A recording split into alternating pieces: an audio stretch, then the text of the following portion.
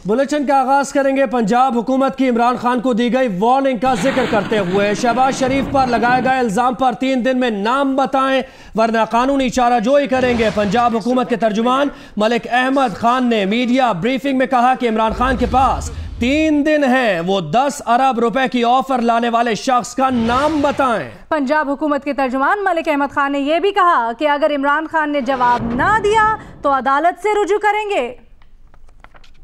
दूसरी जानिब पंजाब असेंबली में अपोजिशन लीडर महमूद रशीद ने कहा है कि वजीर आला पंजाब शहबाज शरीफ फिर इमरान खान के खिलाफ अदालत जाने का शौक पूरा कर लें।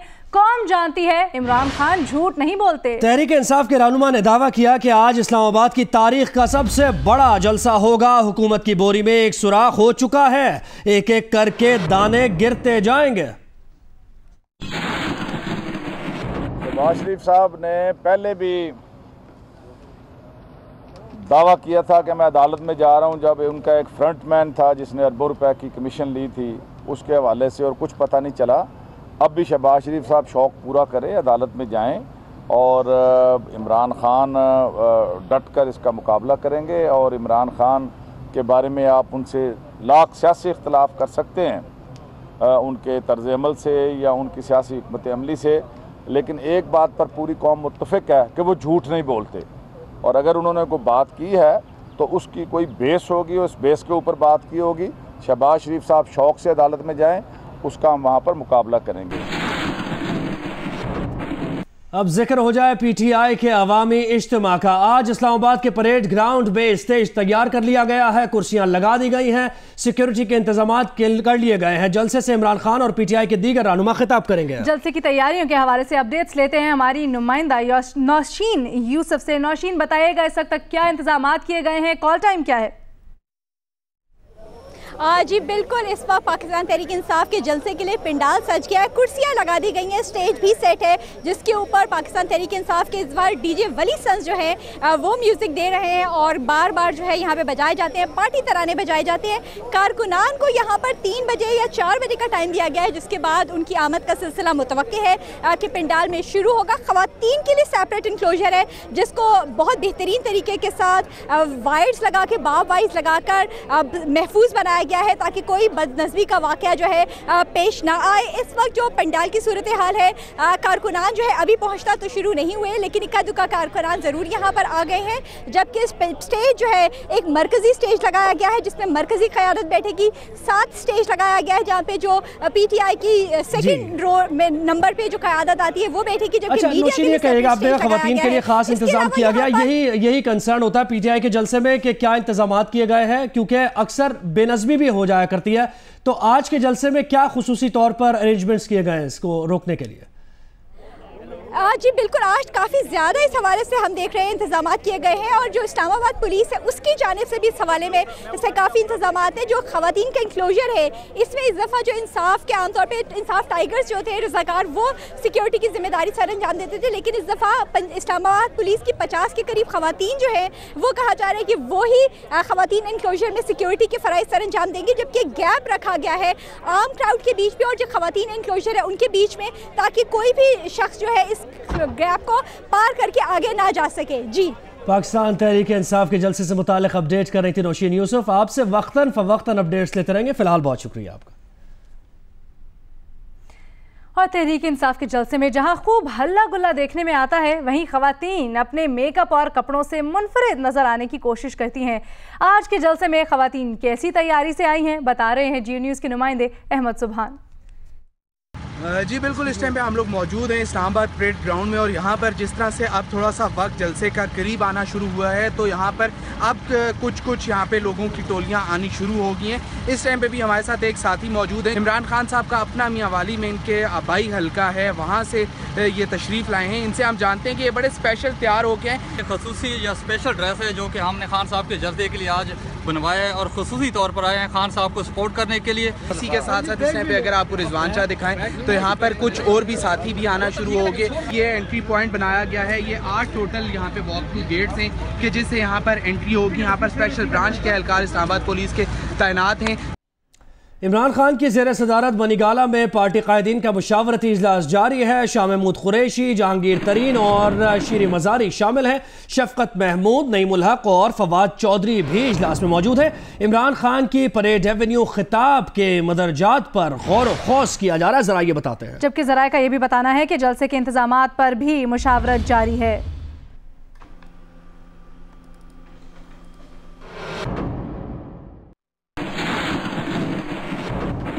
पंजाब के वजीर कानून राना सनाउल्लाह का कहना है कि सुप्रीम कोर्ट का फैसला आ गया है, अब पीटीआई उसे तस्लीम करे। इमरान खान सुप्रीम कोर्ट और जेआईटी के इदारों को दबाव में लाना चाहते हैं, ताहम मुस्लिम लीग ने फैसला किया है कि बुहरान खान को मजीद मोहलत न दी जाए। राना सनाउल्लाह का यह भी कहना था कि तहरीक इंसाफ का आज का जलसा सुप्रीम कोर्ट के फैसले की तौहीन है। इमरान खान के जलसे के मकासद गैर आईनी है, उनका मकसद अदली और इदारों को दबाव में लाना है। इमरान खान को 10 अरब रुपए भी नहीं दिए जा सकते। खान के बयान के खिलाफ वजीर आला पंजाब कानूनी चाराजोई करने जा रहे हैं।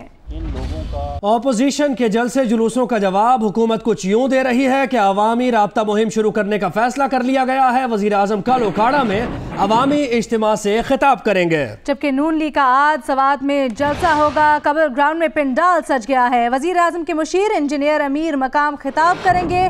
नून लीग ने दावा किया है कि कबर ग्राउंड में 20,000 कुर्सियां लगा दी गई हैं। आपको बता रहे हैं कि ऑपोजिशन के जलसे जुलूसों का जवाब दिया है हुकूमत ने, और इसके जवाब में हुकूमत ने राब्ता मुहिम शुरू करने का फैसला कर लिया है। वजीर आजम कल ओकाड़ा में अवामी इज्तिमा से खिताब करेंगे। और नून लीग आज स्वात में जलसा मुनक्किद कर रही है। कबल ग्राउंड में पिंडाल भी सज गया है। वजीर आजम के मुशीर इंजीनियर अमीर मकाम खिताब करेंगे। वजीर आजम कल ओकाड़ा में अवामी इज्तिमा से खिताब करेंगे।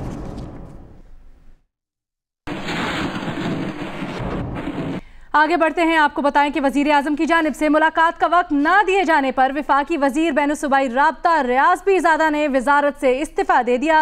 वो कहते हैं कि प्रिंसिपल सेक्रेटरी के हाथों बहुत बेइज्जती करा चुका, इस्तीफा वापस नहीं लूंगा। उन्होंने इल्जाम आयद किया कि वजीर आजम के प्रिंसिपल सेक्रेटरी और सेक्रेटरी एस्टेब्लिशमेंट करप्शन में मुलव्वस हैं। रियाज पीरजादा ने कहा कि वो सियासत छोड़ना चाहते थे लेकिन अब नहीं छोड़ेंगे।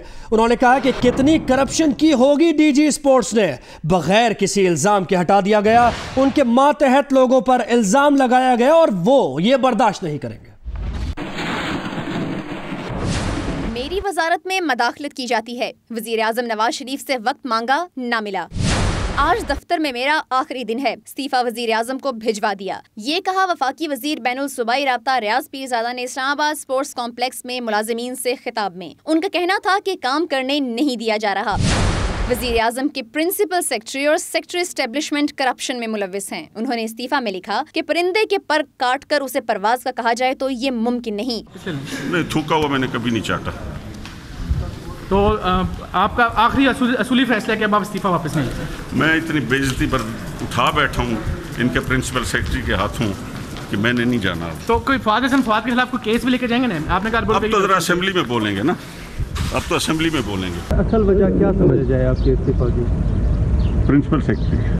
डीजी स्पोर्ट्स बोर्ड की मुअत्तली के बायस 5 से 9 मई तक इस्लामाबाद में होने वाली कायद-ए-आज़म गेम्स 2017 भी मुलतवी कर दी गई हैं। DG sports board doctor Akhtar Nawaz को प्राइम मिनिस्टर हाउस ने 3 माह के लिए मुअत्तल किया था। रियाज पीरजादा कहते हैं ऐसा उनके इल्म में लाए बगैर किया गया। जराए के मुताबिक रियाज पीरजादा ने आइंदा माह आज़रबाईजान में होने वाली इस्लामिक गेम्स और चीन में होने वाले डोपिंग सेमिनार में शिरकत से मुआज़रत कर ली। कैमरामैन शहजाद रफीक और साथी रिपोर्टर अयाज अकबर यूसुफ जई के हमरा आयशा रहमान, जियो न्यूज़, इस्लामाबाद। आयशा रहमान की रिपोर्ट आपने मुलाहिजा की। सूबाई वजीर राना सनाउल्लाह ने कहा है कि रियाज पीरजादा को कोई शिकायत थी तो वजीर आजम के इल्म में लाते। ये क्या तरीका है कि इस्तीफा देकर बातें की जाएं? जहाँ तक इस बात का तल्लक है कि वजीर आजम के जो प्रिंसिपल सेक्रेटरी हैं वो किसी की इंसल्ट करते हैं, ये सही तौर पर गलत बात है। और अगर कोई ऐसा मामला था तो उन्हें वज़ीर आज़म के नोटिस में लाना चाहिए था। ये तो कोई तरीका नहीं है कि आप ये बयान दें और जो है वो इस्तीफ़ा दें इस चीज़ को। उधर अपोजिशन लीडर खुर्शीद शाह वफाकी वजीर रियाज पीरजादा की हिमायत में बोल पड़े। उन्होंने कहा कि वजीर आजम की नाक के नीचे करप्शन हो रही है, वो कब तक करप्शन की हिमायत करते रहेंगे। अपोजिशन लीडर सैयद खुर्शीद शाह ने कहा कि कई मुकदमात में वजीर आजम सादिक नजर नहीं आ रहे। वजीर आजम को करप्शन में मुलव्वस अफसरान की हिमायत नहीं करनी चाहिए। वजीर आजम खुद पनामा में मुलव्वस हैं, करप्शन कैसे रोकेंगे।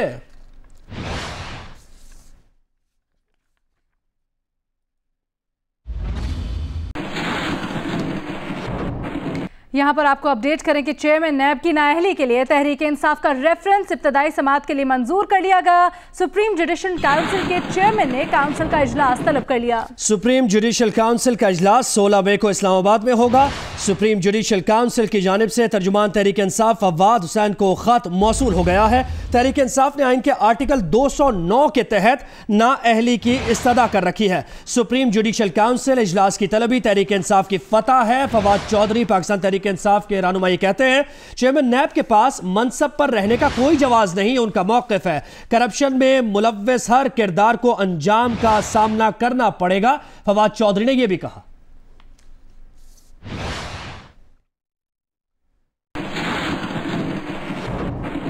तैयबा तशद्दुद केस के से मुतालिक आपको अपडेट करेंगे, जहां इस्लामाबाद हाई कोर्ट में रोजाना की बुनियाद पर समाअत शुरू हो गई है। तैयबा के वालिदैन ने फर्द जुर्म आयद करने को चैलेंज कर दिया। तैयबा के वालिदैन ने एक बार फिर सुलहनामे अदालत में जमा करवा दिए। राजा खुर्रम अली खान और उनकी अहलिया के खिलाफ झूठा मुकदमा दर्ज किया गया। तैयबा के वालिदैन का यह मौक़िफ़ सामने आया। तैयबा पर तशद्दुद का राजा खुर्रम और उनकी अहलिया से कोई ताल्लुक नहीं, ये भी वालिदैन ने वाज़ेह किया। मुकदमे की मजीद पैरवी नहीं करना चाहते। दरखास्त पर पुलिस को नोटिस जारी, 5 मई तक जवाब तलब कर लिया गया है और जस्टिस मोहसिन अख्तर कियानी ने केस की समाअत की है।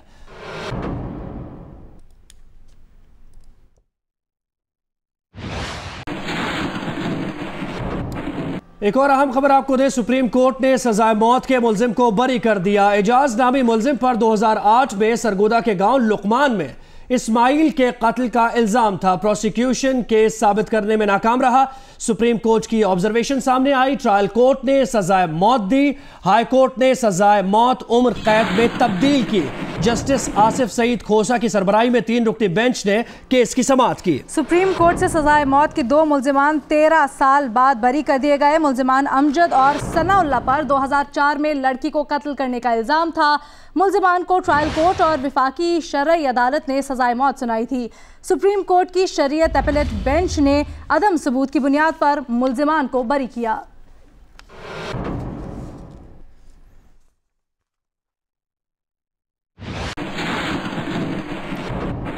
और अब कुछ जिक्र हो जाए मौसम का। कराची में हफ्ते और इतवार को दर्जा हरारत बतदरीज बढ़ेगा। महकमा मौसमियात का यह बताना है कराची का दर्जा हरारत वीकेंड पर 40 डिग्री सेंटीग्रेड तक पहुंच जाएगा।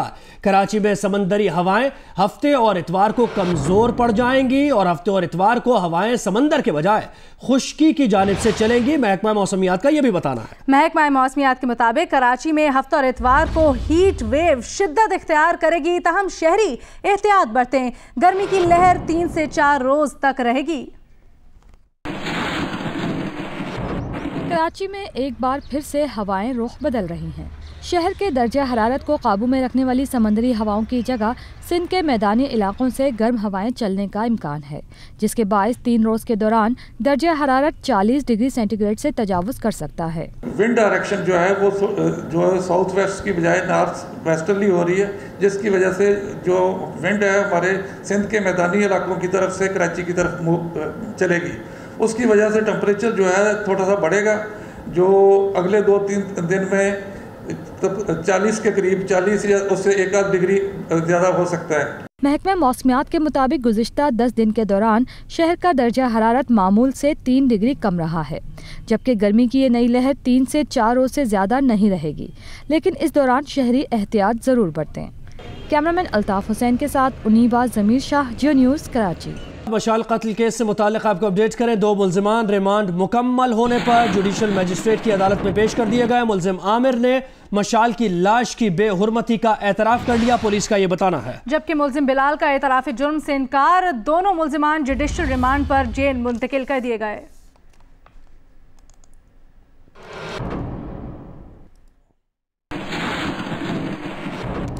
आगे बढ़ते हैं। पेमरा ने जियो न्यूज़ की जानिब से जेर हिरासत दहशतगर्द एहसान उल एहसान के खुसूसी इंटरव्यू की गलत तशरीह की और यकतरफा पाबंदी लगा दी।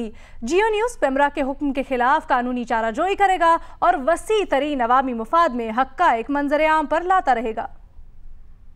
जियो न्यूज़ के प्रोग्राम जिरगा में एंकर पर्सन सलीम साफ़ी ने दहशतगर्द और कल अदम तहरीक तालिबान के तर्जुमान एहसान उल्लाह एहसान का खुसूसी इंटरव्यू किया। ISPR ने साबिक तर्जुमान कल अदम तहरीक तालिबान का एतराफ़ी बयान एक रोज़ कबल जारी किया। इंटरव्यू में दहशतगर्द एहसान उल्लाह एहसान ने चौंका देने वाले अपने जराइम का एतराफ़ किया और दूसरे दहशतगर्दों को भी हथियार डालने की तलकीन की। एहसान उल्लाह एहसान की गिरफ्तारी और एतराफ़ी बयान ऑपरेशन रद्दुल फसाद और कानून नाफिज करने वाले इदारों की अहम कामयाबी है। इंटरव्यू में एहसान उल्लाह एहसान के एतराफ़ी बयान के मजीद नुकात पर गुफ्तगू हुई। जियो न्यूज़ ने घनाओने जराइम पर एतराफ़ी बयानात की मजीद तफसीलात सामने लाना चाहिए, ताहम पेमरा ने इंटरव्यू की गलत तशरीह की और उसे नशर न करने का यकतरफा हुक्म दे दिया। जियो न्यूज़ इस हवाले से कानूनी चाराजोई करेगा और वो करेगा जो अवाम के बेहतरीन मफाद में है। जियो न्यूज़ वसीतर अवामी मफाद में हक़ाइक़ मंजर आम पर लाता रहेगा।